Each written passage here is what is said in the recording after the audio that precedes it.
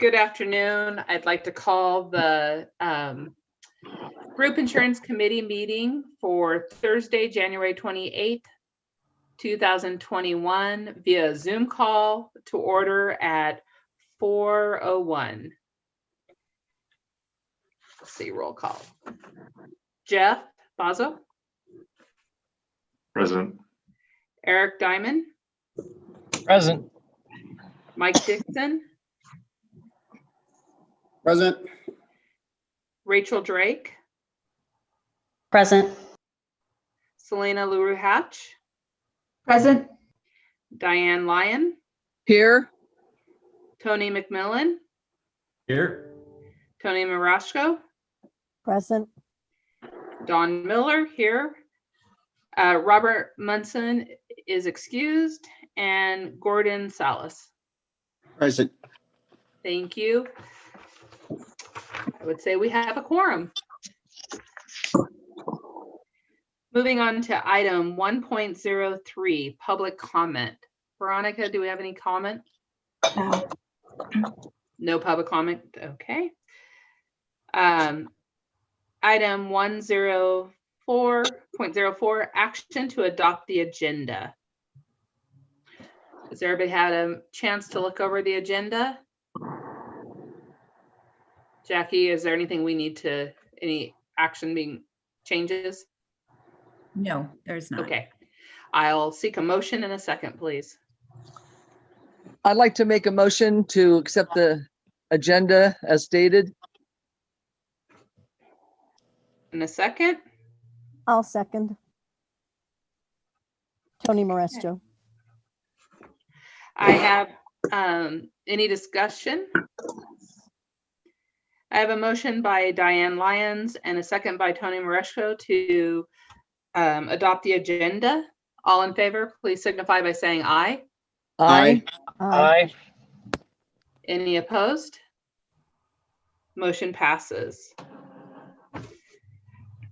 Moving on to item 2.01, the election of the Group Insurance Committee Chair for 2001 from among the following: Robert Munson, Selena LaRue Hatch, Dawn Echeverry, Rachel Drake, Tony Mareshko, Diane Lyons, Mike Dixon, Tony McMillan, Eric Diamond, Gordon Salas, and Jeff Bazzo.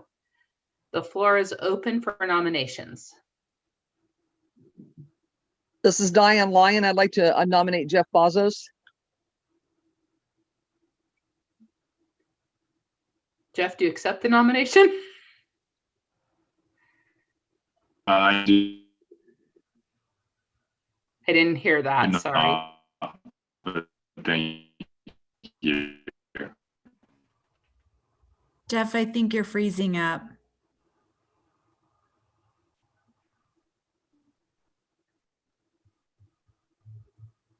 Jeff, can you type in the chat maybe if you accept?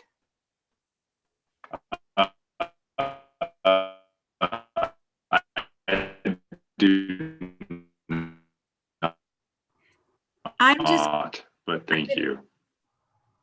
okay, Jeff, we didn't catch any of that. I think he said, I do not, but thank you. That's what it sounded like. That was the best nomination response I've seen today. I have to assume that Jeff is actually in the admin building because that seems to be the kind of reception we have from there. So Got it. I'm just guessing though. Can you hear me now?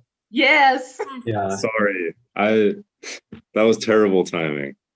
No, I do not accept the nomination, but thank you. Thank you, Jeff.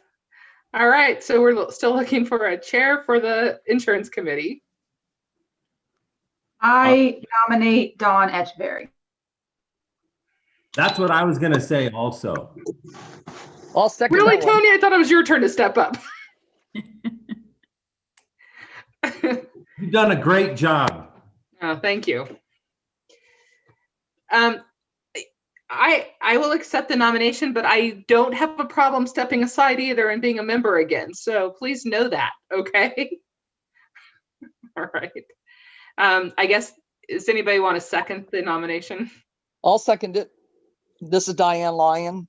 Thank you, Diane. Any other nominations for chair? Okay, that sounds weird to do to myself. All right, we have a motion and a second for Dawn Echeverry to be the chair of the insurance committee. All in favor signify by saying Aye. aye. Aye. Opposed? Dawn Echeverry has been named the chair. All right, moving on to 2.02, election of the Group Insurance Committee Vice Chair for 2021. From among the following: Robert Munson, Selena LaRue Hatch, we can take me off, Rachel Drake, Tony Moresco, Diane Lyon, Mike Dixon, Tony McMillan, Eric Diamond, Gordon Salas, and Jeff Blazzo. The floor is open for nominations. Eric Diamond, I'd like to put up Robert Munson, even though he's not available to decline. I will second that. I'll third that. Is there any other nominations? Nope. Nope. All right, we have a motion and a second to name Robert Munson co-chair of the insurance committee. All in favor signify by saying aye. Aye. Opposed? Motion passes. Well, I had not really looked at the thing. Thought I was turning the chair over, you guys. Okay, here we go. Moving on to 2.03, presentation and discussion of the Washoe County School District Group Insurance Internal Service Fund as of December 2020. Is this you, Lloyd? No, that's me, Rob Luna. Oh, Rob Controller Luna, for the okay. district. Hi, Good afternoon, Rob. everybody. Oh, no, that's fine. Not a problem. Okay. Good afternoon, everybody. I'm having some technical challenges myself. I was using, my monitor is much bigger than on screen, but I can't get my items to pull up here. So, Veronica, if you could just go ahead and, if Veronica's the one who's driving, if you could pull up the just the financial statements starting with page 1. And I just pulled them up. Were you able to see them? No, Veronica, we're on your calendar. Oh, no. Yeah. Huh. And How about now? Yes. There we go. yeah, there we go. All right. So anyhow, the balance sheet, we all start on the balance sheet. That's what page 1 is. Really the only thing, notice, what we're really interested on here is what our net position is. And for the end of the calendar year, there's 2 items really noticeable, and you recall from prior presentations I've given on this, that they're interrelated, the net position and our cash balance. Since we're at the top here, you can see that the increase in cash and investments, the very first line with data there, it's 8.5 million. And that walks hand in hand with our net position, because as we gain money, as we have more money, we invest it, and vice versa. If we wind up spending more than we make, we have to take the money out of cash and investments to pay those bills. If you want to go ahead and scroll down to the bottom, and most of the items here are fairly unremarkable. You'll see on our double bottom line there, net position, we're at 28.8 million this December, compared to 19.1 the prior December 19. So our net position is increased by 9.7 million year over year. And I know at the last time we talked about the reasons for that, and I'm sure if you have any questions, Jackie and Lloyd can can go into those. So that's page 1, our balance sheet. Now we can go to, if there's no questions, we can go to page 2, which is our year-to-date revenues. And this is going to look a little different next year. We just, we talked about this a little bit earlier, and the way that we're organizing this, you know, we have Renown Hometown Health there, and then, you know, then we go into Anthem. What we're going to do next time is we're going to combine these. So rather than, you know, seeing Renown up above and Anthem below, and then you kind of have to, you have to eyeball it to put them together. We're just going to put PPO. You know, there's going to be one line for PPO, one line for EPO, a line for Q8 for the high deductible, and so forth. So they'll be comparable that way. So you don't have to, you know, while the hometown health effect, it's still going to be with us for another 6 months until we, you know, get that completely out of our system. So this will look, it'll be a little easier the next time rather than having to put these together. If we could go ahead and scroll down a touch below the Anthem till we get to total plan, that's perfect. To total plan revenue there. We have increased our plan revenue by 1.7 million or 5%.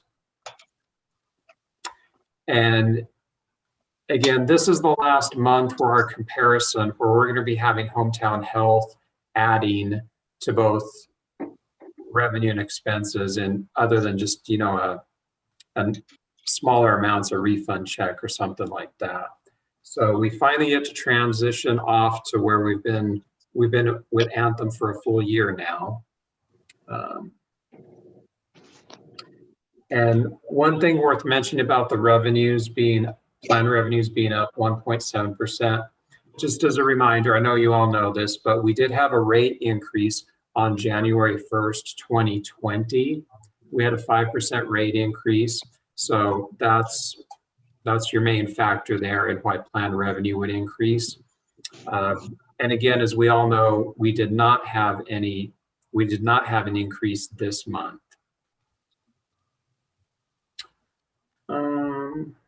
Let's see. Yeah, if we could, let's go ahead and stop the, oh, sorry, Veronica, could we back up just a touch here? Let me take a look here at that other revenues here. Could you scoot it up just a touch? Sorry, perfect. Other revenues are fairly vanilla. They kind of all wash each other out to the tune of about $500,000. So that $500,000 increase with the 1.7 gives us our total increase of 2.2 million. Okay, now we can go to page 3. Thanks. Here we have our year-to-date expenses, and same idea that I talked about. This process, this display here where we have Renown Hometown Health, and then we go into Anthem. We're going to collapse that so it's easier to read, easier to compare going forward. If we could go ahead and scroll down a little till we get to, let's see here, just a touch more. Perfect, that's fine right there. So total operating expenses, our expenses, 40.6 million for December 20 versus 36.8 December 19. We're down 3.7 million or roughly 10%. And those reasons are based, you know, the same that we've talked about in prior meetings. Medical services are about 10% lower due to, you know, the lower usage that has been discussed previously. In the last few weeks, though, we have seen an uptick in expenses. And again, it's really hard to forecast that, but we're not exactly sure what that'll look like going forward, but expenses do seem to be like they're a little more what we would consider normal the last few weeks than what we've been seeing through the pandemic.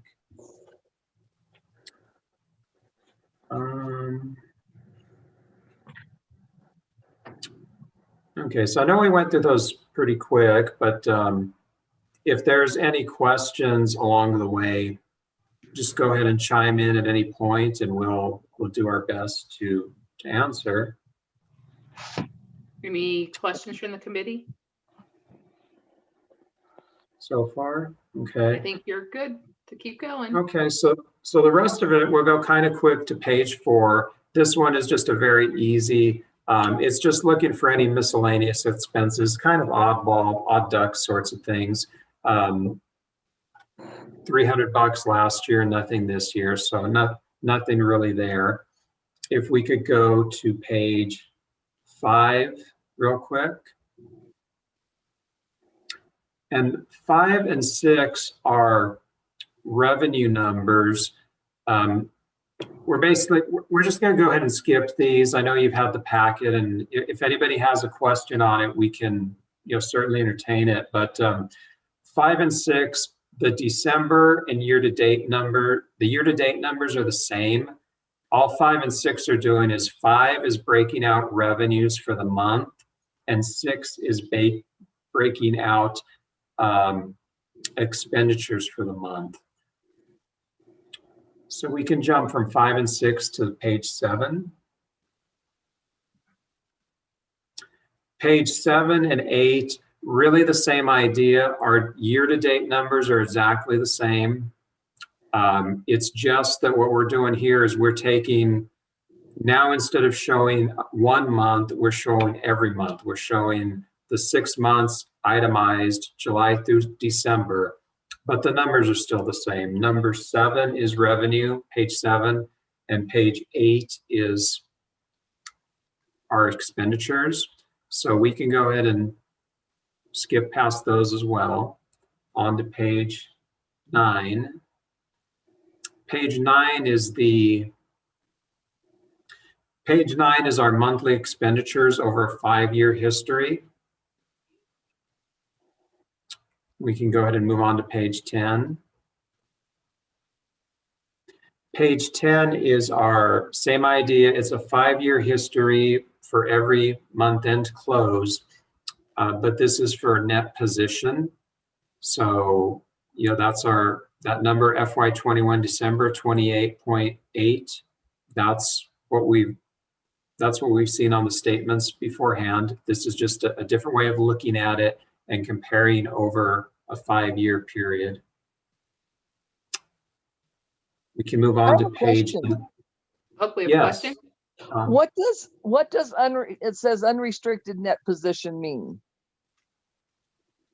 So unrestricted means that it is not reserved for some purpose. So if it were restricted, like, if part of that if 10 million of that were restricted for something to repay, I'm having a hard time thinking of an example off the top of my head, but you could restrict an amount and it's basically like setting it aside. So if it were restricted, that would mean that we could, if 10 million were restricted, that would mean that we only have 18 million right now that we could work with. But the entire amount is unrestricted. That means that the district officials can decide what to do with that net position. Okay, I understand now. Thank you. And actually, I have a Okay. so this is Selena LaRue for the record. So looking at this and then the previous charts, it seems to me that we're in a significantly better financial position than we have been in previous years. Is that a correct reading? Yes, Selena, that's right. And the page that we're looking at right now is probably the best way to see that just over a multi-year period. Yeah, we peaked, it looks like, at 31 million in November. We've come down a little bit, but right, just when you start at 16 it looks like FY16, it looks like the peak was 13 million, and 17, 16 million, and so forth. So yes, the net position has been growing. And as we've talked about, with the pandemic, for the other reasons we've talked about, that's when you see the real spike. I mean, it's fairly steady. When you look at the year end, kind of 12 million, 17, 17 and a half, 17, but then we just jumped up to 28.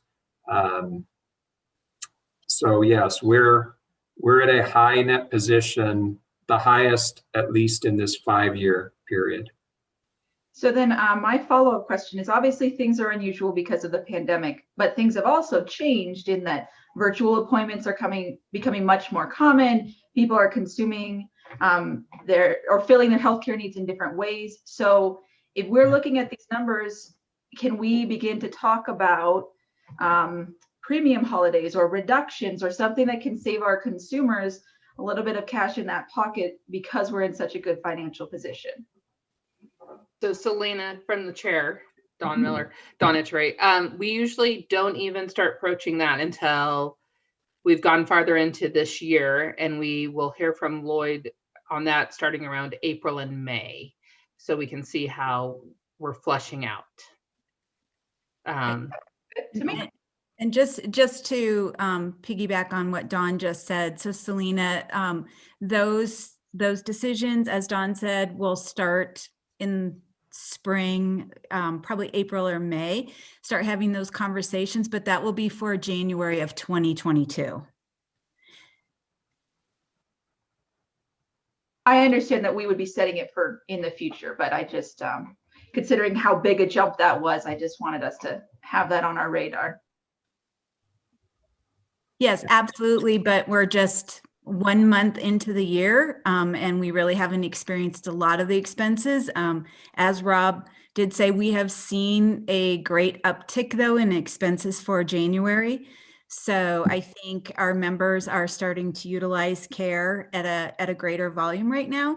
So we'll see what that looks like. And then also going forward, just what the pandemic looks like. So we have no way of knowing if people put off care in 2020, if we're going to have a record number of people accessing care for various reasons in 2021. So we could see an even greater uptick than we've already seen. Yeah. Okay. The last 2 pages are just about the wellness fund. So are there any other questions about the health insurance fund before we slide over into wellness?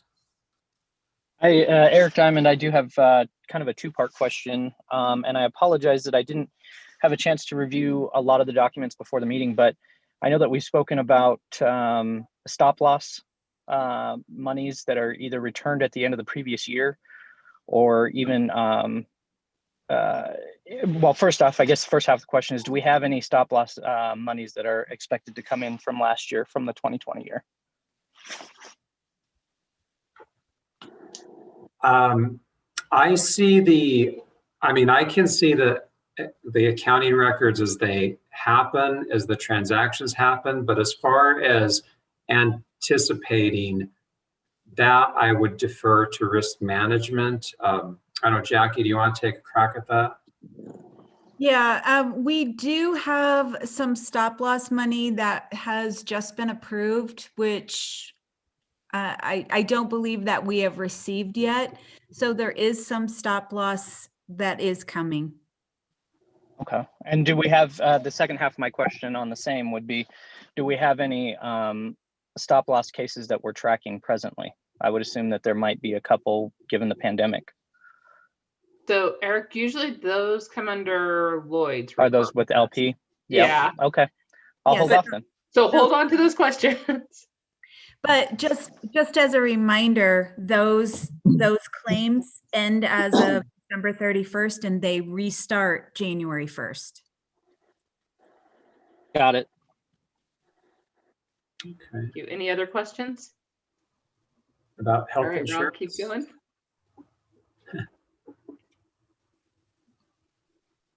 Is it Okay, worth it? Okay. page 11 is the wellness fund balance sheet.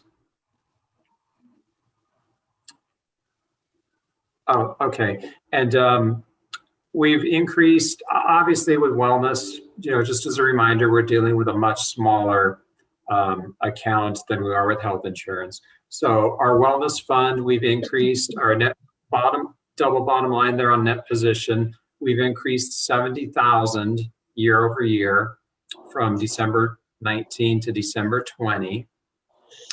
And then we'll go to the last page, which is wellness revenue and expenditures combined on one page here. Our revenues year over year are up about just over 3,000, but our expenditures were up 38,000. So the net is a decrease. The change in net position from December to December was about 35,000, a reduction of about 35,000. And then again, we see our net position numbers there. So were there any questions about the wellness fund? Any questions? And if not, just one final call for questions about the financials, and then you can move on. We can move on to the next agenda item if there's nothing else. Any other questions? I'm seeing none. Thank you so much. All right. Okay. Thank you, guys. All right. Appreciate it.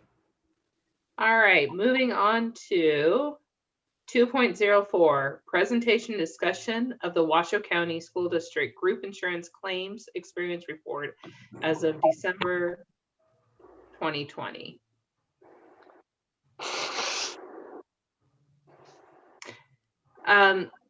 Jackie, would this be Hometown Health? This is Lloyd. This is Lloyd. Okay, I'll get it right yet. Sorry, Lloyd. All right. Practice. A lot of activity today. Sorry, John, Rob, you got all my questions today. So I'll try to answer as much of them as I can as we get through this. So Veronica, looks like you're going to drive that part. I'm going to look at my screen so it's a little bigger and I can read it. So bear with me real quick.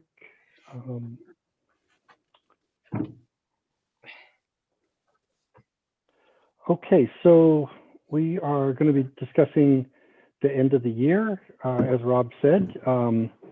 We have a few things that I want to go over, spend a little bit of time on. So Exhibit 1 there, as you have up, is really sort of the end of the year monthly averages for the year. And looking back, our enrollment counts, looking in the total column, our enrollment counts were pretty flat for the year as expected, pretty much just down slightly from last year's total. Dependent units were down just slightly and overall dependents were down just slightly. So really relatively static enrollment counts for the year.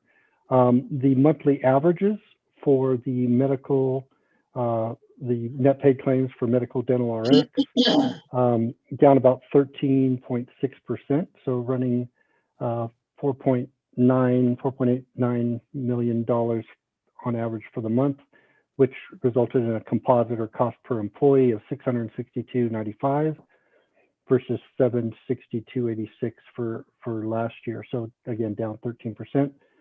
Our fixed costs were up as known or as expected for all the various admin costs, up about 35% at $418,000 versus $309,000 for 2019. And that resulted in a total plan costs being roughly 5.3 million versus 5.9, almost 6 million per month last year. So down about 11%, which results in a composite cost reduction of about 10.6%. Number of large claims, current year running about 20 versus last year or versus 2019 running about 24. So, and we'll get a little deeper into some of these items as we go through this. Looking at on the right-hand side of this Exhibit 1, you can see there the PPO costs We're down about 16% for the year, and the HSA costs on a monthly average basis were up about 12%. On a per person basis, down about 4%. And that was due to the increased enrollment on the plan. So we had more bodies, but the cost per person was actually down a little bit for the HSA, called the high deductible plan. Going to the next exhibit. This graph, I think, sort of speaks a little bit to what some of the questions that Rob got hit with earlier on. And we've seen a real nice and what I think is at this point can be considered nice decrease from a trend standpoint. We like to say that 1 month doesn't a trend make, but quite a few months I think a trend does make. So I think we can say at this point that the numbers, we have an overall cost reduction that is holding pretty nicely. Now I'm going to go a little deeper into that as we go to the next slide, but from the standpoint of the January 1 through December cycle, the numbers have held pretty solid at a lower cost level. Now, keep in mind this particular graph is a rolling 12-month average, so it smooths out some of the highs and lows. So it looks at more trend lines versus 1 month being up, 1 month being down. So it doesn't jump around as much, and that's how this graph is created. So let's go to the next slide, if we could. And the next slide is really the one that I want to spend probably the most time on from a standpoint of explaining a few things on here. So you can see there the first few lines are the enrollment, which we already talked about. But as we get down to the bottom, and I'll just sort of focus in on the bottom net composite cost per employee, you can see there that December was actually a fairly high month, coming in at $956.61, which as you look over to the right there, you can see the prior year average was $804 per employee. So December was up quite a bit. November was pretty flat compared to last year. And then October and September were also up. Again, not significantly, but what this is telling us, which sort of is supporting what Rob's comments were, is the last 4 months of the calendar year, not including January, which is not yet completed, but they were either equal to or above last year's cost structure. If you go back into the earlier part of the year when we had the shutdown, we had all those various behavior pattern issues with utilization. It's just sort of all over the map, and you throw in the real sizable stop loss reimbursement that came in April. It just sort of threw stuff out of whack. The county's, the district's plan traditionally is a very stable plan. We don't see a lot of highs and lows.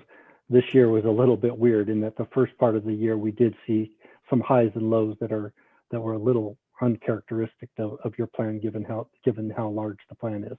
But that being said, all in all, plan was down 10.6% for the calendar year. As we look forward to 2021 and go into some of the other questions, I do think the jury is still out as to what things are looking like. We have seen, not just with Washoe County School District, but with our other clients, a bit of an uptick as we got into the September, October, November, December, and anticipating now January timeframes. So it is going to be very interesting to see what January and the first quarter look like as we start to make decisions and start to get ready to make decisions for 2022. Can't believe we're talking about 2022 already, but you get the idea. So I think it's a little bit of a wait and see this year, just because of the nature of this last year and how weird it was. But I do agree with some of the comments that were made earlier that there have been some very notable behavior changes with how people are getting care. And I think Selena was very accurate in that people are using care differently now, and it's still unknown as to if that's going to hold, if that if people start to go back to some of the old ways on how they access care. But telehealth is certainly up. People are not going to the providers as much as they were before, which some in the insurance industry are concerned that that's going to create some long-term negative effects to cost, because people are not going to get care for things that they should be getting care for. But it still is an anticipation that there's going to be some short-term positive effects to cost. So great comments, Selena. Good questions and good dialogue. I think it's a little early to really know what some of this stuff's going to look like, and go into Jackie's comments. As we do get into this first quarter, we'll start to try to get our arms around what does this look like and what should the course of action be for 2022, because the plan is performing very well, and that's a great thing. It's the healthiest the plan has been for some time, so we certainly want to keep on that trend as much as possible. This is Diane Lyon. Hi, Diane. Hi. Can I ask another question? Of course. Where it says on number 26, less pharmacy rebates, is that what the pharmacies say would give the district, or is that what people get if they have a coupon or something like that? Good question. That's actually what comes back to the district's plan, to the plan, as rebates from the pharmaceutical industry. So that is a reimbursement to the plan based on the usage patterns of all of the employees and their dependents for the various medications that they take. It's one of those, I think we've talked about it in the past, it's one of those weird perverse incentives that exist in the insurance world, where pharmaceutical companies basically give payers and employers and insurance companies money back based on how their employees and patients use the plan. Thank you. So Veronica, I'm going to have you jump ahead to the large claims exhibit, which is exhibit number 15. This will go into some of Eric's questions on the large claims. So you can see there, let's see if you've made it there yet. One more further there, Veronica. Perfect. Okay, so this is our large claims report. So this is the document that represents what we're tracking as far as large claims for the plan, or for the district. And we start tracking and start putting claims on this report when they hit $200,000 in amounts spent per person. And then the bottom section is any amount above the stop loss level of $400,000, which we talked about and was referenced as well. So you can see there, and this is you don't add these months together, it's sort of a running total. So you can see there, like for member number 1, which is an employee, in November, the plan had paid $459,000 on that individual. As of December, the plan had paid $518,000 for that individual, which means that roughly $118,000 will come back to the plan through a stop loss reimbursement. So you can see there that we did have a number of claims basically start hitting that tracking level in December. As Jackie mentioned, your policy resets and renews in January. So basically the slate is then wiped clean again, and the policy starts tracking. And then as those thresholds are met, there is potentially reimbursement. So as Jackie said, there are some dollars that we do believe are still outstanding. That large claimant on line number 16 is one of those that we would expect to come in the first part of 2021. So we do expect a fairly sizable reimbursement for that particular individual. So there are a few things that are still outstanding from that standpoint. So hopefully that answered. answered those questions, but happy to answer others. Sorry, could you just remind me, so stop loss reimbursement is basically we go over 400,000 on an individual and then the policy pays us back the additional, is that how it works? Correct. Anything above that amount per person for the policy year. So for example, the plan actually just got a reimbursement, or is in the process of getting a reimbursement for a 2019 plan year policy that took forever to get settled. So that's going to actually skew the numbers a little bit as we report in January, January, February. I'm not sure when it's going to actually hit the numbers, but that will actually show as because we report everything on a paid basis on when the dollars actually were received or spent. So it does throw things off a little bit. For example, that claim in April that I was talking about, that you could see that $1.7 million in reimbursements was actually from a 2019 plan year claimant. So when you have those really big numbers, it can throw things off a little bit from the reporting perspective. But fortunately, your plan is big enough to where most of those things smooth out, and you're going to have one year and not the other year, and so it does smooth out a little bit more than some of our smaller clients. Any other questions for Lloyd? Lloyd, No. Chef Bazo here. Go ahead. So the significant increase in large claims at the end of the year, is that why we're seeing the significant increase in the composite cost per member that you went over earlier?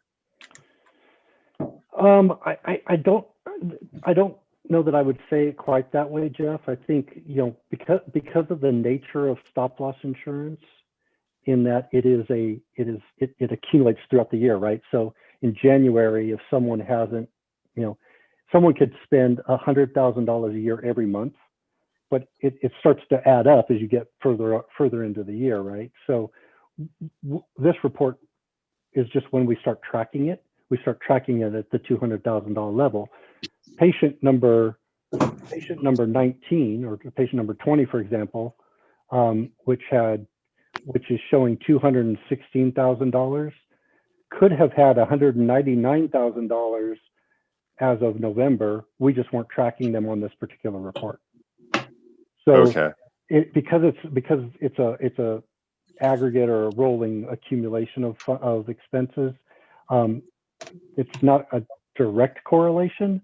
But that being said, you did have, we know that claimant number 16, for example, the very large claimant, did hit in there. I mean, they might have had a couple $100,000, but they obviously didn't have 1.1 mil or 1 million, because we would have been tracking them.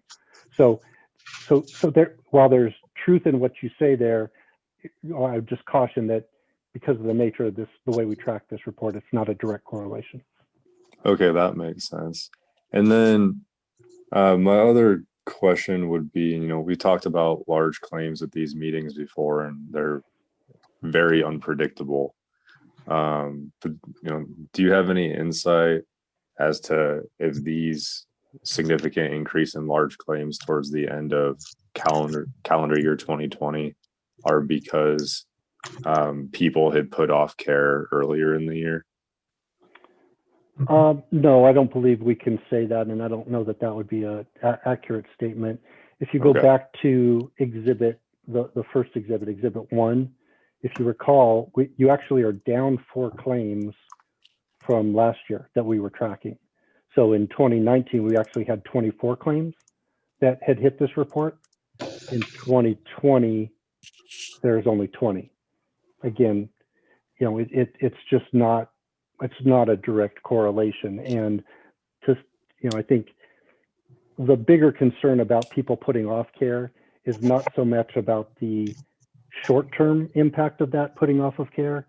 It's more around the longer term, mid and longer term concern about people maybe not getting treatment for their diabetes, or not going into the doctor for their heart condition that they should have, and over the course of the next few years, that could catch up to them. So- I think that's still a little bit of a stretch in my mind. There are people in the industry talking about that, but I don't know I don't know that that's been proven out yet. Okay. Thanks, Lloyd. You're I welcome. think Eric Diamond had a question. No, actually, I appreciate you coming back to me. Thank you, Lloyd. You answered my question exactly, and this is the exact report that I wanted to take a look at. I just actually relatively pleased to know that there aren't more long-term care situations or high dollar care situations given the pandemic. So thank you for addressing my questions. Perfect. Thank you. Yeah, and actually Anthem had a pretty good report that I was trying to pull up. If you want to bear with me for just a half a second, I can get that.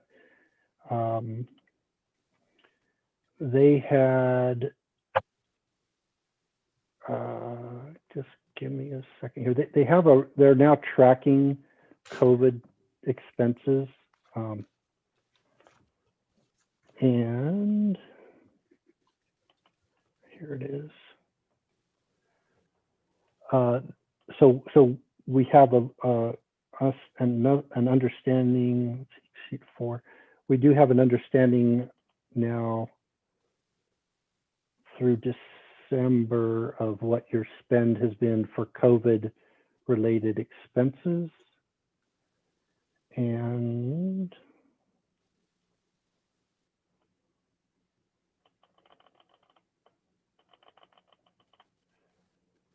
it was not as big as I thought it was going to be, actually. Again, this all can change, but it was not too high. It was, where did it go?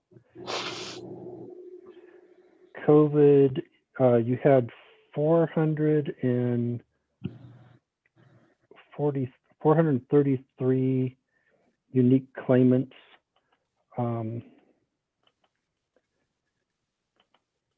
You had 443 unique claimants, $108,000 paid in the inpatient setting, $133,000 paid in the outpatient setting, $41,000 paid in the professional setting, for a total of $283,000 paid. And that was for the year so far, for the calendar year. That's great information. Is that something that you can share with us, or at least email out?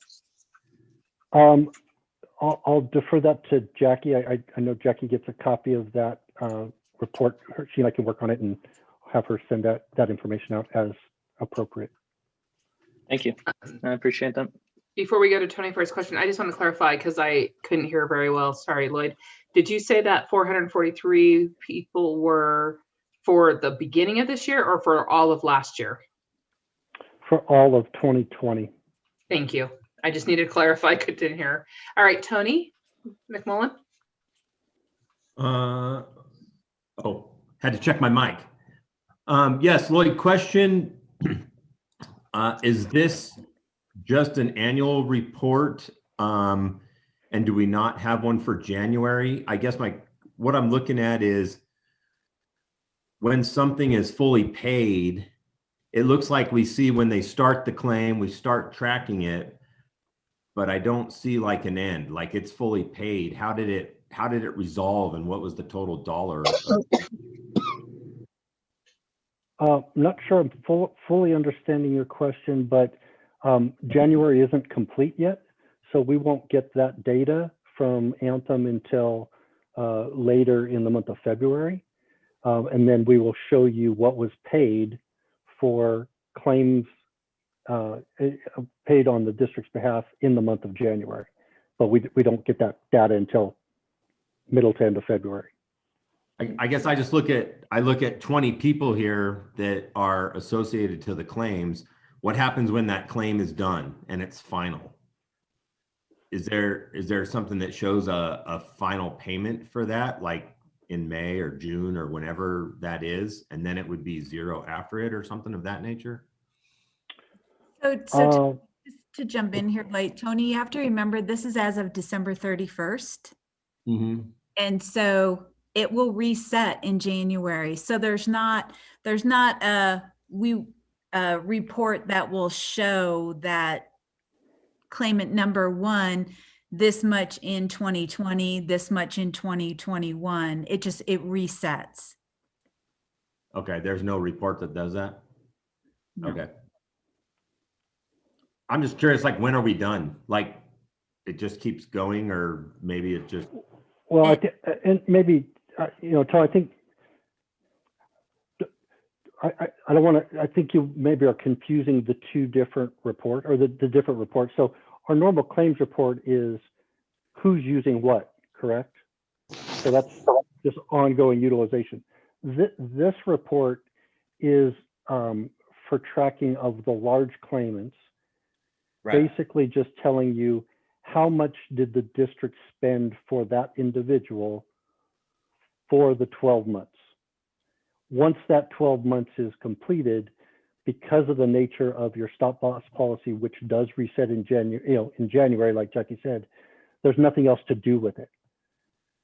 For example, if claimant number 20, who the district had paid $200,000, $216,000 for, has another $100,000 in January, we'll start tracking that again. It's still in there, and we'll start reporting it as soon as it reaches $200,000 again. But because they didn't go over $400,000 in that policy year, nothing's going to happen to it from a stop loss policy perspective. You're still paying the claims from the plan, but the stop loss insurance policy that you have doesn't do anything with that because it never hit the threshold. And It's like your deductible. And Tony, to answer your question, it goes on as long as the member is on our plan. Correct. That person could have $200,000 a year in expenses for the next 10 years, but it's irrelevant from the stop loss perspective because they never hit your deductible of $400,000 to get reimbursement. Does that help? Yes, thank you. All right. Any other questions for Lloyd? Lloyd, do you have more details for us? No, I think I badgered you all enough today.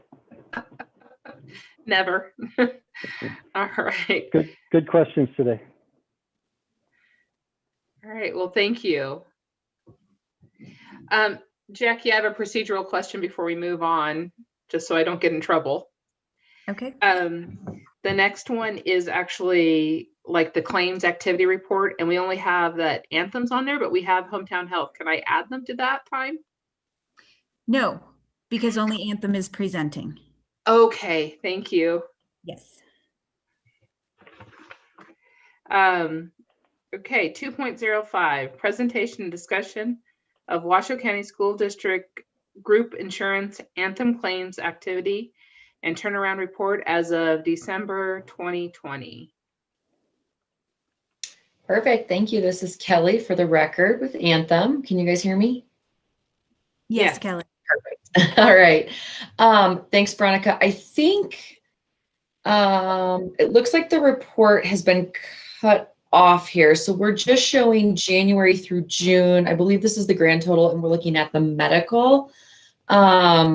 I have the Excel file pulled up. If you would prefer I share my screen, I'm happy to do that if that's easier. I would think it looks like when it went from Excel to PDF, it may have gotten just a little chopped off.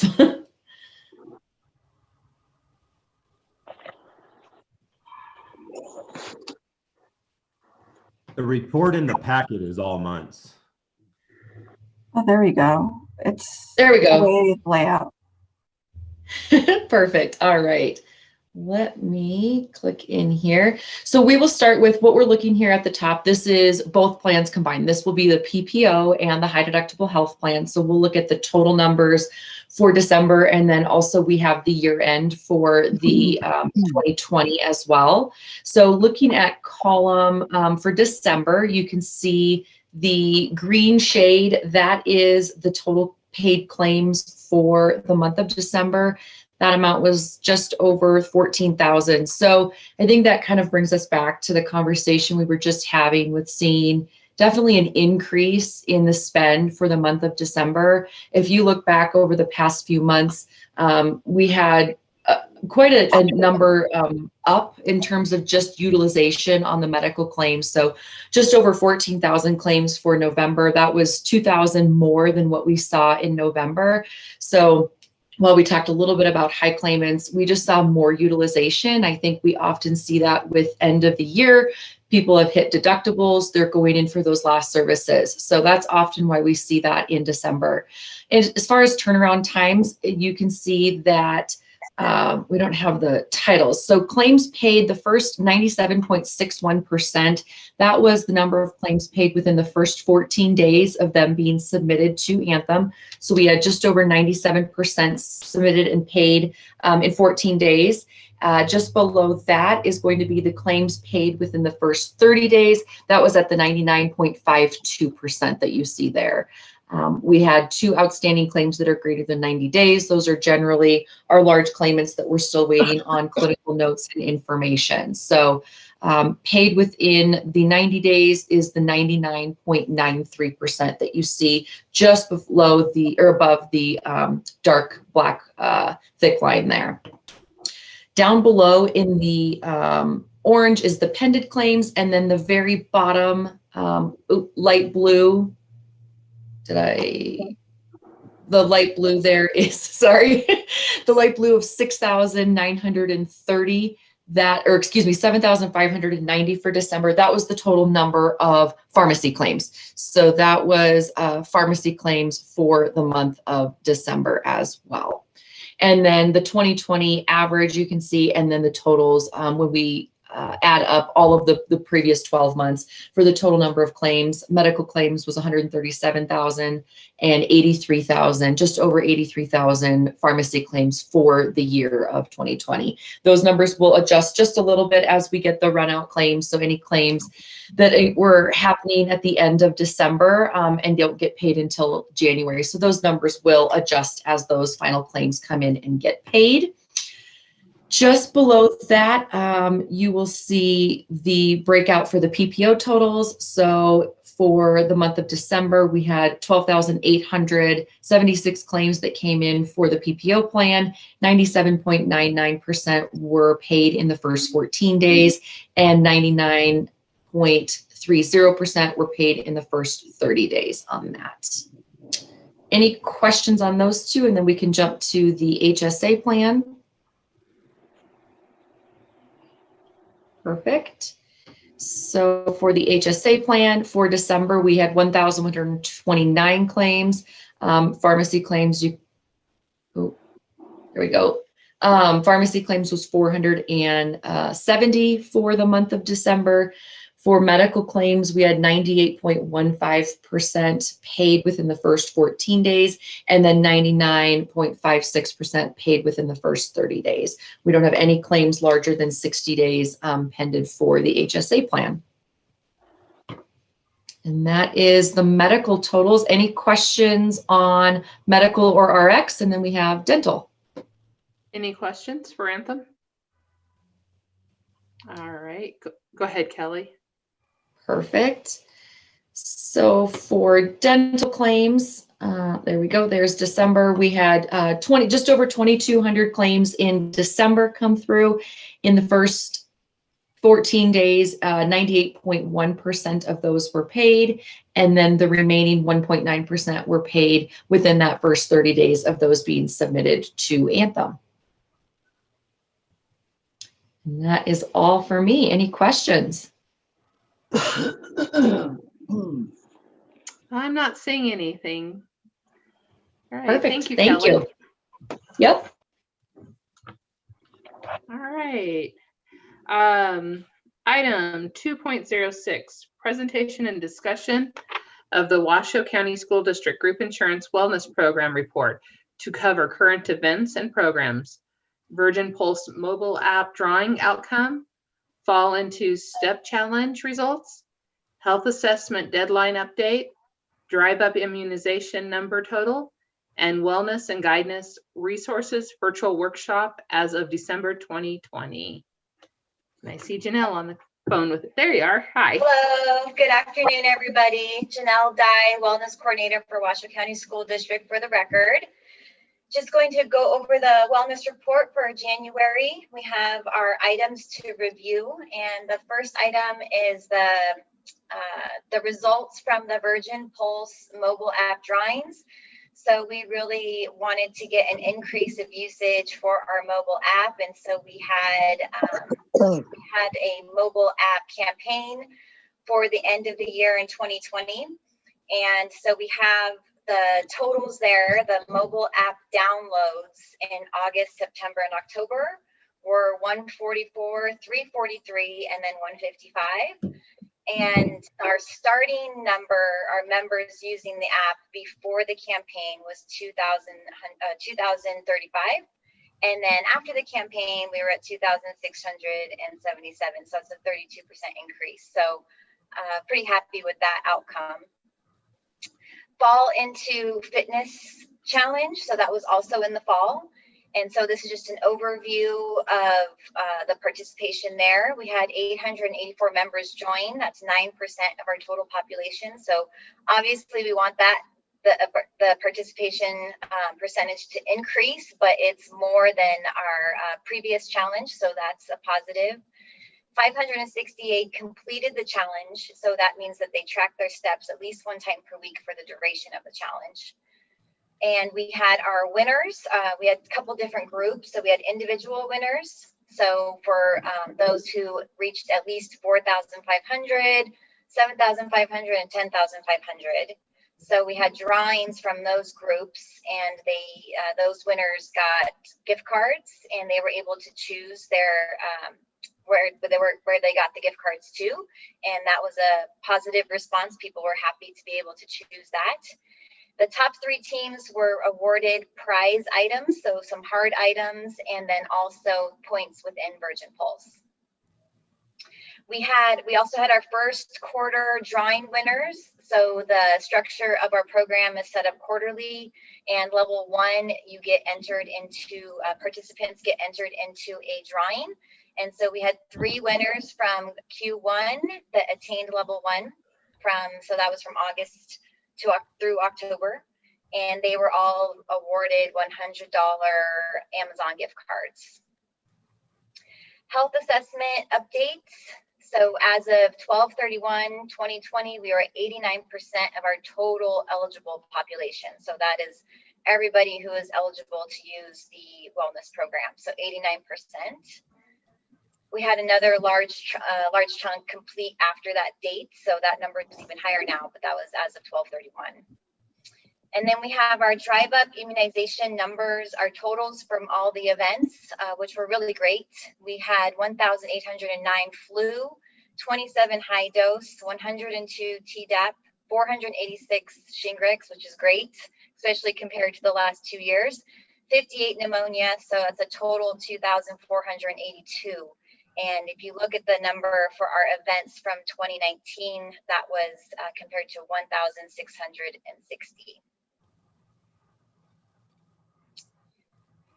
And then we just have future events, programs, and challenges. We have virtual wellness workshops. Email actually went out today about these, and then I'll just continue to remind people. Basically, through the end of the school year, we have various topics offered, virtual workshops for people, for members to participate in. We have Wellness Program 101, so people can attend and learn a little bit more about the program in general, Virgin Pulse in general. And then a lot of the other topics are geared towards mental, emotional, stress relief topics. Any questions? I do have a quick question for you. Okay. So I know that in years past, or meetings past, I should say, I was trying to see if there's a way that we can tell participation by department. Have we addressed that at all, or had any way to tell that? Because like I said, I know that the departments are huge and whatnot, but I'd like to see what the participation is from PD to see if I can up that at all, because obviously there's no way that I can tell unless I go and talk to every person. Right. Yeah, that's definitely something we can look into. We have found diving into that I think we need to make sure that the reporting is accurate before we share it more with everybody. But it is something that Virgin Pulse is capable in doing, especially as far as challenges go and like enrollment. I don't know if we'll be able to report on all aspects of the program, but it's definitely something that I can look into and try to share with the committee in the future. And it might, Eric, it's probably a little bit easier to report on school police, and we can say just in generalities. We couldn't tell you individually which members are participating and which aren't, but we could tell you as a whole. So if there's 30 people in the department, we can say, 15 people are. Oh yeah, absolutely. Absolutely. Yeah. Blinded information. I get that. Right. And for school police, I think it's a lot easier than some of the other departments, how people are classified and as to which location they're being reported as. It just gets really complicated. So. Oh, sure. No, and I totally understand that. I use the example of PD that because where I come from. But I think it's also important for our wellness ambassadors too, that we can say, if we do track it by site, that only 30% of the persons assigned to Worcester campus are participating. Well, then we can we can send that information to our wellness ambassadors and say, hey, on the Worcester campus, spend some time and talk to people. So it really can be any department. And I understand the necessity to have it blinded too. I wouldn't want to approach individual members by name and say, hey, you're not participating. But at least so that way we can focus our efforts and also get reports back on the efforts as to who's really participating, even if it's blinded. Absolutely. And like I said, for some of the schools, for instance, so you were referencing Worcester, we could look and see what the participation at Worcester is, but you have to understand that even though there's people who are there, they might not necessarily be categorized as Worcester. So the nutrition service staff are generally categorized under nutrition services, not at the site where they're working. And so there's a lot of other departments. There could be some employees who work under special ed that they could be classified at the school, but then other employees could be classified under special ed. So it gets to be really confusing. Mm-hmm, sure. I totally get it. Yeah. And just to add to that, just to keep in mind when, we are able to present that information, when we feel like it's a little bit more accurate, is that departments that have less than 25 people, we're not even able to report on them, because then, we would be able to sort of figure out who's who type of thing. So the department has to have at least 25 people or more assigned to them for us to even be able to report on it all. No, I appreciate the update and the information on that. Like I said, the intent is not to identify or single out any individual member, but to, like I said, just try and focus our efforts, even through any wellness ambassador, whether it be by department or by site. So thank you for the info. Yes, thank you. I appreciate that. We'll get there. Any other questions? I'm not seeing any. Okay. Thank you, Janelle. Thank you. All right. Item 2.07, approval of the minutes of the October 27th, 2020 meeting of the Group Insurance Committee. And before we take action, I think Jackie has something for us. Yes, I just wanted to let the committee know that there is a typo in the agenda. It does say for the October 27th meeting, and it was actually the October 22nd. As you can see, the minutes in front of you do say October 22nd. We realized the typo after it had already been posted. So once it was posted, we could not change it. But all we were told is all we had to do is let the committee know it is actually for the October 22nd meeting. Thank you. Yes. All right. I'm sure you've had time to look at them. So before the meeting, I'm seeking a motion and a second. Tony Moresto, I move that we accept the minutes. Rachel Drake, I second. Thank you. Any discussion? All right, we have a motion and a second. All those in favor, please signify by saying aye. Aye. Aye. Aye. Oh, opposed? The minutes are accepted of the October 22nd, 2020 meeting have been accepted. All right, 3.01, public comment. Veronica, did any public comment come in during our meeting?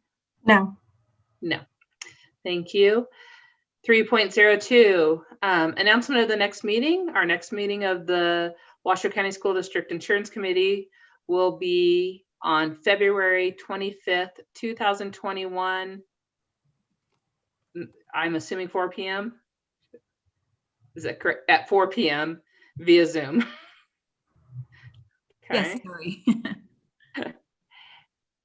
And 3.03, I adjourn this meeting at 5